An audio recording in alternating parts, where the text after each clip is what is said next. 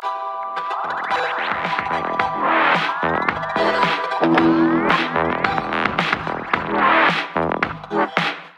evening, ladies and gentlemen. A warm welcome to one and all for the first session of Super 25 program, India's largest retail stock traders online conference. It's really a great pleasure to announce that we have more than 500 registrations for the very first event from the Traders Gurukul family. It's my great pleasure and an honor to welcome Mr. Rohit Srivastava, who is the founder of IndiaCharts.com, a market veteran with close to maybe 30 years of industry experience as far as stock markets are concerned. Probably many of you were not even born when he was, analyzing stock markets. That's pretty exciting. So Rohit sir is an MBA in finance from Mumbai University, and he spent almost 18 years with Sharekhan as a market analyst, strategist, head of their research, and also the fund management team. So currently he drives the vision and roadmap of India Charts, and he takes care of his own funds and mentors people on market analysis. With that brief introduction, I would like to hand over the stage to Mr. Rohit. So, sir, the stage is yours. Thank you very much. Thanks a lot, Ashok, and I also thank him for setting up this event, which should be a great learning for I think everyone. And he's already introduced my background. I mean, I've been looking at markets, and my interest gathered into Elliott wave analysis somewhere around 1998. Prior to that, I was mostly using trend following. So those of you who are trend followers and who've come to believe that trend following is the only way, I can tell you that that's exactly how I started. And the best way to approach a new theory is, first of all, you have to believe that it works. And that was my approach at application. So moment I started reading Elliott wave principle, I started applying it to my work, not thinking whether it was right or wrong. And the results proved to be pretty dramatic. So when you're only using classical methods, if you think you can hit a 50% strike rate, then when you combine it with Elliott wave analysis, you can go to 60-70%.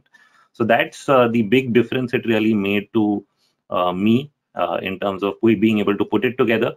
And the full application of everything I think I learned from 1991 to 2001 shows up in my work, which I did after that, which is a large part of it was at Sharekhan, which is in the last 18 years, when I was also able to explore two specific areas, which is combining the analysis with the bottom-up investment approach, which is when you combine it with fundamentals. And the second one, which I was showing just a while back on my site, is the application of it to long-term economic cycles and where India is in that entire cycle. So that's a very interesting read if you can go through. But what I will be covering for those who are completely unaware of Elliott waves, the way this presentation will go is start with the basics of Elliott wave, the basic rules and guidelines, get you a general picture of it. Then I'll tell you how it blends with the economic cycles and why all of that points towards the potential for a reflation trade. How do I get to that reflation trade? So I'll take you through the whole process and what are the key factors I'm watching and what that trade is and what it might look like if it plays out, because we are at that, we are so close to that inflection point where it's about to start. So it's a very interesting time to really be talking about it. Just by luck, I should say that it happened so, because in the interim, we've actually had a pretty sharp deflationary sell-off in the commodity space. So let me then move on from there, slide by slide. GoToWebinar is, of course, the sponsor for the event. I've already introduced myself, so I'm going to move further. Okay, so where are the roots of technical analysis? Essentially, the roots are, with multiple forms of analysis that we put together, which is what I just explained. But they really come together in what I call complete market analysis. And all of this is only possible because of some people that were instrumental in making this entire thought process available to us, and then many others after them continued to think so. So what you see on the screen is a picture of Charles Dow, also known for the Dow theory, which came in late 19th century, around maybe 1880 or so on. And what he brought to the table was a very simple thesis of what is a trend. So what he described the trend as is a series of higher tops and higher bottoms. Similarly, if the trend turned down, you got a series of lower tops and lower bottoms. And his confirmation to a trend was that if you surpass a previous high and you make a higher high, after making a higher low, then you consider that the trend is up. The next thing he did is he described a market cycle. Okay, so this was also a very, very interesting fact, and you'll see how it aligns so much with Elliott wave analysis. Is he described the market cycle having 5 distinct phases, where the first phase was a revival of confidence. So when markets are extremely low and from where they actually begin their upward trend, it comes from lack of confidence to some confidence building, and you get the first wave of buying. But then you get a counter trend move, which sort of puts off everybody that prices are sold off, and it's usually a deep correction. And then you get a second phase in the bull market where confidence comes back, simply because you get actual economic growth, actual earnings growth, and everybody is able to forecast or look at where things are headed in terms of direction. The sense of reality becomes real, and you get a second wave of buying, which is driven by far more participation, confidence among investors, traders, and analysts, and that then gets followed by an unexpected secondary correction. That secondary correction then is followed by the final wave, which is a speculative frenzy in the market, where everybody starts to participate in the bull market that they thought they probably missed out on, and that leads to the end of that move. So this was his definition of what a large market cycle looks like, or a bull market looks like, and it gave a basis for people to be able to sense where you are in the overall bull run. Now, along with this, he also came up with a couple of indices, like the Dow index, the Dow Jones Industrials Index that we all know of, known as the Dow 30 as well. But he also came up with alternative indices like the Dow Transports, the Dow Utilities, and so on. And the reason for having this combination of indices was that he wanted to know, looking at these indices, whether the economy, when you're in early stages of a trend reversal or late stages of a trend reversal from up to down, whether it was being driven only by a couple of stocks or whether you got broad-based participation. So what he looked at and what he said is that if the Dow started to go up and you did not get a higher move simultaneously in one of the other indices, either the transports or the utilities, then it amounted to a non-confirmation, which means that the upward trend that you're probably seeing in one index was not confirmed by another, and this led to a divergence of sorts. And so he was looking for a confirmation before he could say that the trend had actually turned. And that was the utility of having these multiple indices. This has then led on to us to look at something what I call as intermarket analysis. You study intermarket divergences. I think a lot of people do it. And you do it between either within the same asset class. So if you're looking at Nifty, you can look at Nifty to mid cap.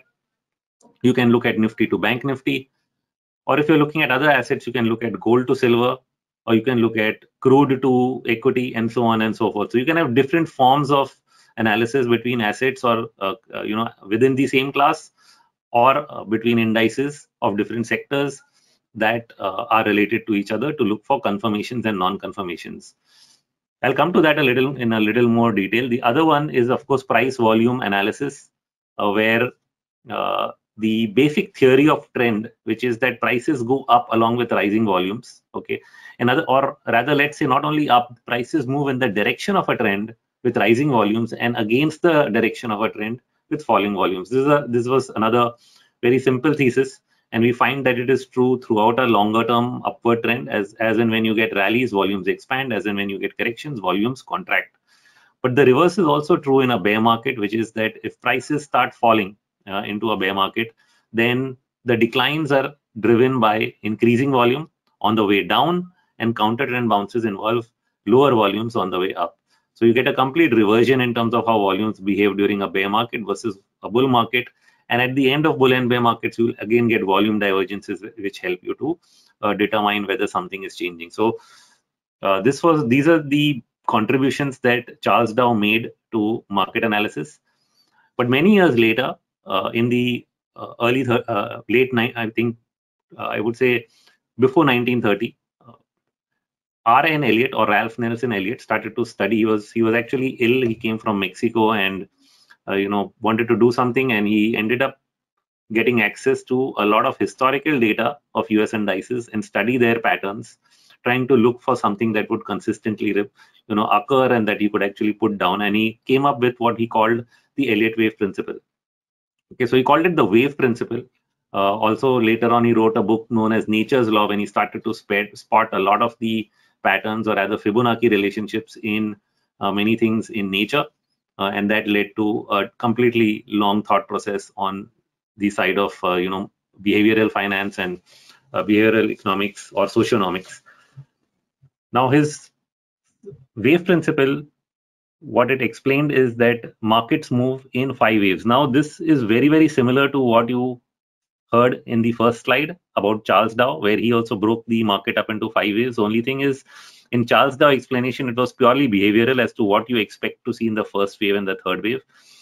What R.N. Elliott was able to do is was able to actually build on guidelines of wave formation, very specific rules that would apply to the structure of each part of the wave, and also various Fibonacci relationships that could be seen between each part of the waves. And with that, it became a much more in-depth theoretical construct. So both of them were really looking at the same thing. They were seeing a repetitive pattern. What Elliott waves gives us is a very, very fine structure of being able to map the market's movements at every time degree, whether you're looking at short term, medium term, long term, multi-year, multi-century. It really does not matter, because what you're essentially doing in Elliott wave analysis is you're studying mass behavior. So you're studying herding, you're looking at a crowd, you're seeing how the crowd behaves or rather responds to external stimuli.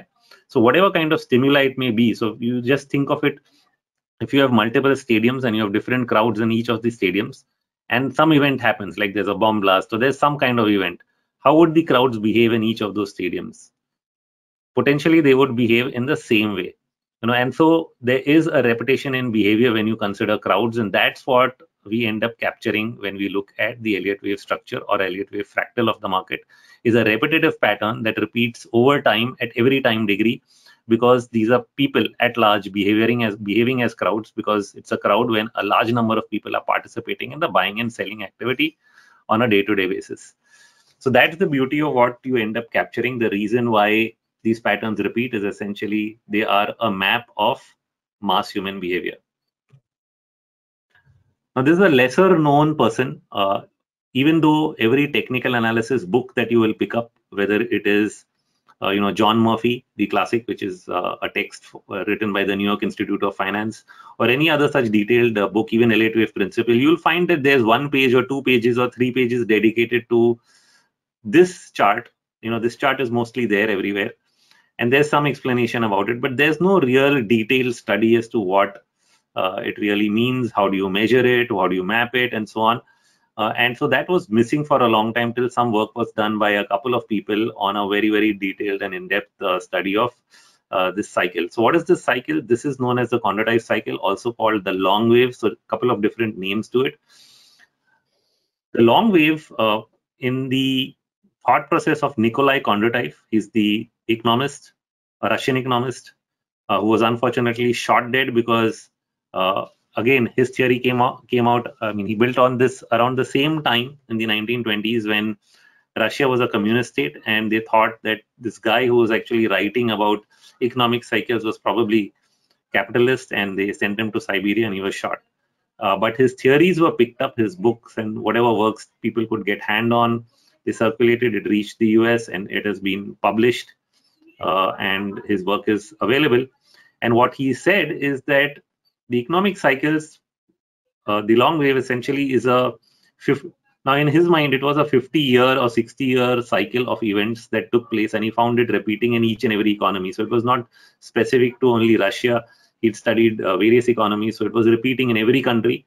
And according to him, it went through 4 different phases. Now, what I have been able to do is say that the long wave is not just a 50, 60-year cycle. It could be even a 80, 90, 100-year cycle, simply because it tends to work simultaneously along with a couple of other cycles. One is the Kondratiev cycle is a financial cycle, but it also interacts with the demographic cycle. It also interacts with the technological cycle. And in doing so, because we live longer, I believe that the entire cycle plays out over a much longer period of time. So it goes into 80 to 90 years now in the current context.